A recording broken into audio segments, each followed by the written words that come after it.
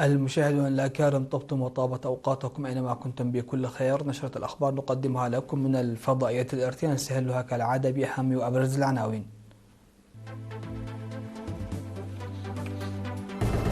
فخامة الرئيس سياس أفورقيا تسلم أوراق اعتماد 7 سفراء. إدارة الإقليم الأوسط تعمل على تقديم خدمات ضريبية فعالة. مدير مديرية أفعبت يناقش مع السكان سير تنفيذ البرامج.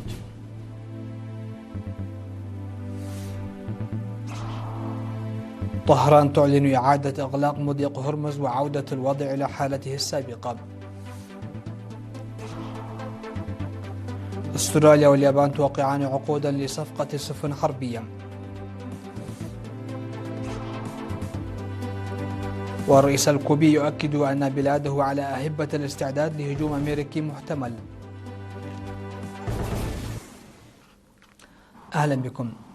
تسلم فخامة الرئيس سياس أفورقي مساء أمس 17 من أبريل أوراق اعتماد 7 سفراء في قاعة دندن. والسفراء الذين سلموا أوراق اعتمادهم هم سفير اليابان السيد ماتسو هيدياكي، وسفير جمهورية الهند السيد راجي كامال، وسفير جمهورية البرازيل الاتحادية السيد باولينو فرانكو دي كارفاليو نيتو، وسفير جمهورية سلوفاكيا السيد ماروس متريك، وسفير كندا السيد جوشوا بريمبر، وسفير مملكة تايلاند السيد سنوات سيريكول، وسفير جمهورية أرمينيا السيد أرمين ساركسيان. وأعرب السفراء عن التحيات والتمنيات الطيبة لقادة بلادهم لإريتريا قيادة وشعبا، وتعهدوا بالعمل على تعزيز العلاقات بين بلدانهم وإريتريا. وأعرب سفير جمهورية الهند السيد راجي كمال وسفير كندا السيد جوشوا بريبنر عن رغبة بلاديهما واستعدادهما لتطوير علاقات أخوية متينة مع إريتريا وتعزيز التعاون والشراكة في مختلف قطاعات التنمية. كما أشار السفير جوشوا إلى أن كندا بلد يضم جالية إريتريا كبيرة، وأن هناك آمالا كبيرة لتطوير علاقاتها مع إريتريا، وخاصة في تنفيذ البرامج التنموية المشتركة. حضر المناسبة وزير الشؤون الخارجية السيد عثمان صالح.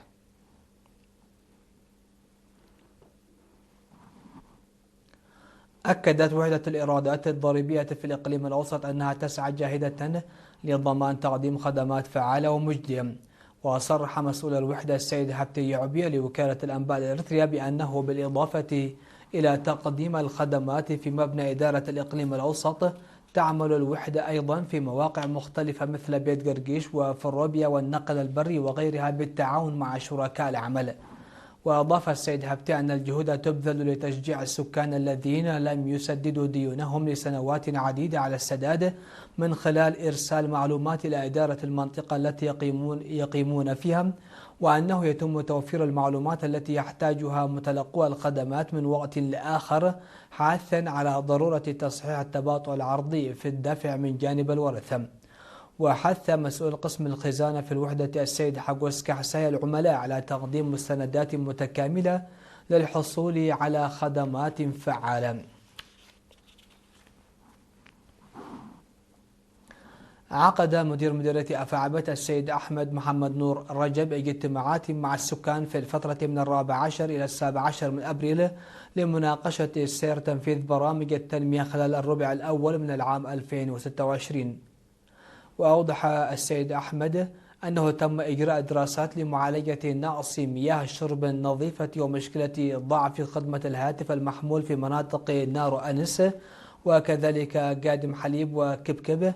وأشار إلى أن حملات مكثفة تركز على حفظ التربة والمياه والحفاظ على البيئة جارية، وحث على تعزيز المشاركة حتى يتسنى إكمال البرنامج قبل بداية فصل الخريف. وطالب المشاركون بإيلاء الأولوية لمشكلة مياه الشرب في قلامته، وإيجاد حلول لنقص المعلمين، وبناء مدرسة ثانوية في فلكته للحد من التسرب المدرسي من قبل الفتيات بسبب بعد المسافة، وتعزيز دور أولياء الأمور والمعلمين والطلاب لتحسين نتائجهم الدراسية، بالإضافة إلى تسريع عملية التخطيط الرئيسي لمدينة أفعبت. وخلال هذه المناسبة قدمت عضو مجلس إقليم شمال البحر الأحمر السيدة فاطمة عافا توضيحات حول القرارات والتوصيات التي أقرها المجلس ودور الشعب وقوات الدفاع في تنفيذ البرامج المخطط لها. وفي الوقت نفسه عقد مسؤول وحدة التنمية الاقتصادية في مديرية أفعمة السيد إدريس عثمان عقد اجتماعات مماثلة مع سكان قرى ضحية أي الطحل حسب ما أفادت وكالة أنباء الإرتريا إرينا.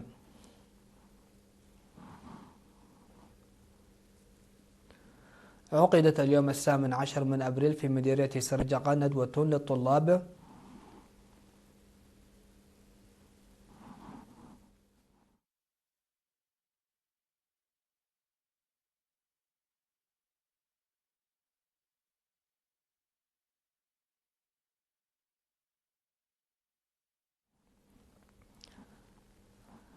عفوا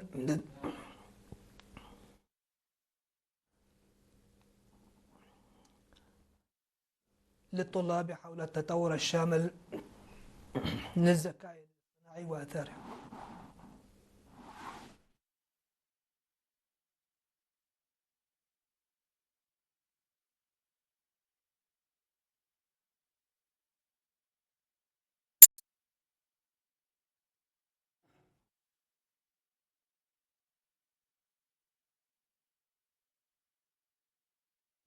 حول التطور الشامل للذكاء الاصطناعي وآثاره الإيجابية والسلبية.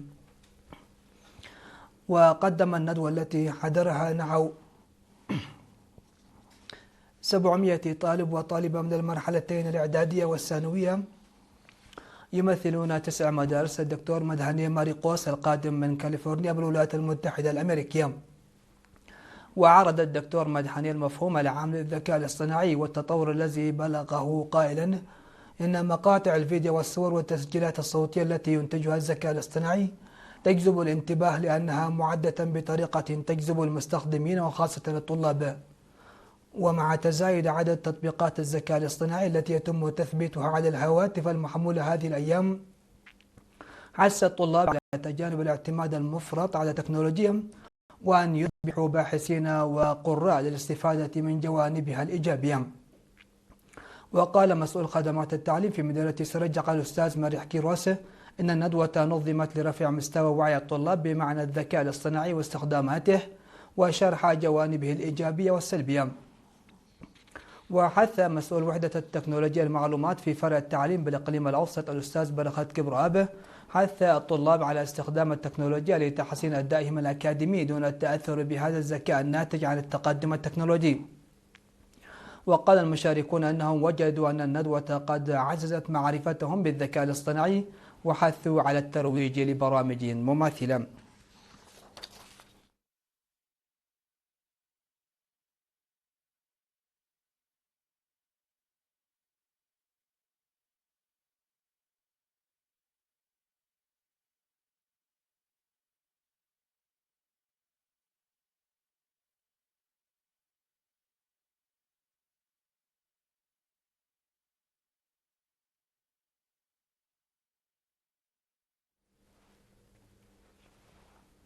فاصل ونعود لمتابعة الأنباء على الصعيد العالمي.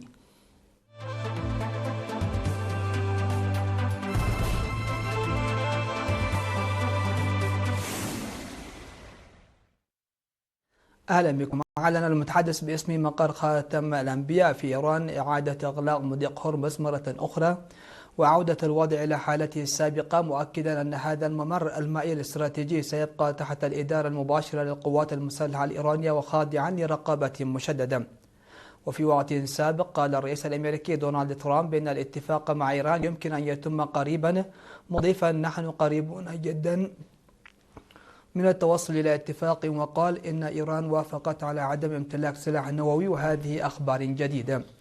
وأظهرت بيانات لتتبع السفن أن أسطولا من الناقلات يغادر الخليج ويعبر مضيق هرمز. من ناحية أخرى قال الرئيس الأمريكي دونالد ترامب أن المفاوضات مع إيران ستتواصل في عطلة نهاية الأسبوع، مشيرا إلى بعض الأخبار الجيدة بشأن إيران.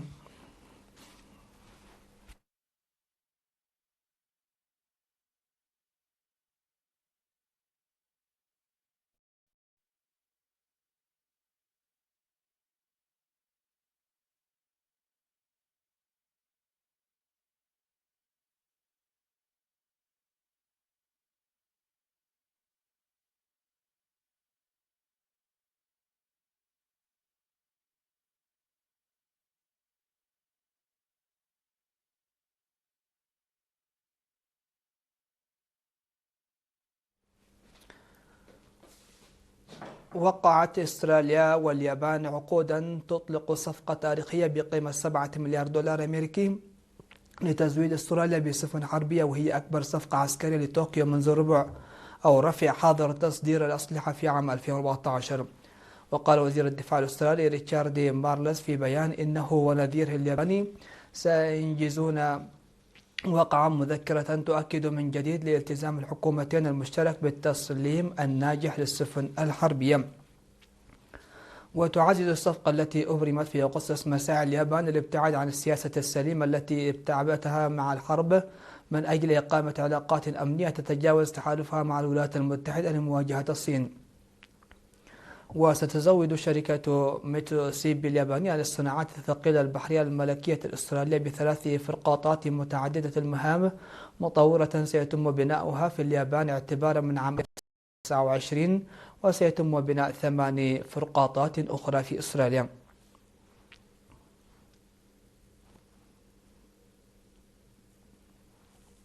أعلن الرئيس الكوبي ميغيل دياز كانيل أن بلاده على أهبة الاستعداد لهجوم أمريكي محتمل بعد أشهر من الضغوط التي يمارسها الرئيس دونالد ترامب على الجزيرة الشيوعية. وقال دياز كانيل أمام آلاف الأشخاص الذين شاركوا في مسيرة حاشدة في هافانا لإحياء الذكرى ال65 للغزو الأمريكي الفاشل لخليج الخنازير: لا نريد المواجهة، لكن من واجبنا أن نكون مستعدين لتجنبها، وإذا كانت حتمية فعلينا الانتصار فيها. وتستعد كوبا لهجوم محتمل بعد تحذيرات متكررة من ترامب بأنها الهدف التالي بعد إطاحته بالرئيس الفنزويلي نيكولاس مادورو ودخوله الحرب ضد إيران. ووفقا لتقارير إعلامية أمريكية، فقد أجرت واشنطن وهافانا محادثات لتهدئة التوتر بينهما، إلا أنهما لم تحرزا تقدما يذكر.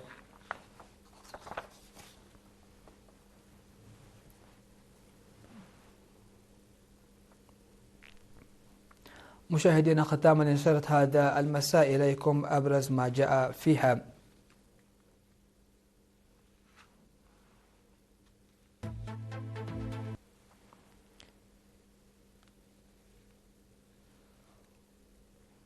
الرئيس إسياس أفورقي يتسلم أوراق اعتماد 7 سفراء.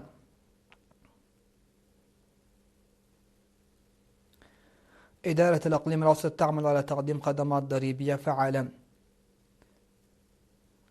ومدير مديرية أفعبت يناقش مع السكان سير تنفيذ البرامج.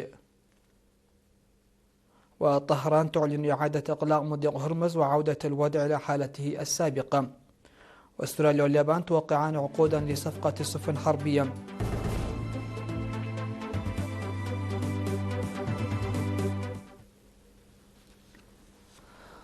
مشاهدينا الكرام، هكذا نكون قد وصلنا وإياكم لنهاية نشرتنا لهذه الفترة المسائية. شكرا لحسن الإسماع والمتابعة، والسلام عليكم ورحمة الله.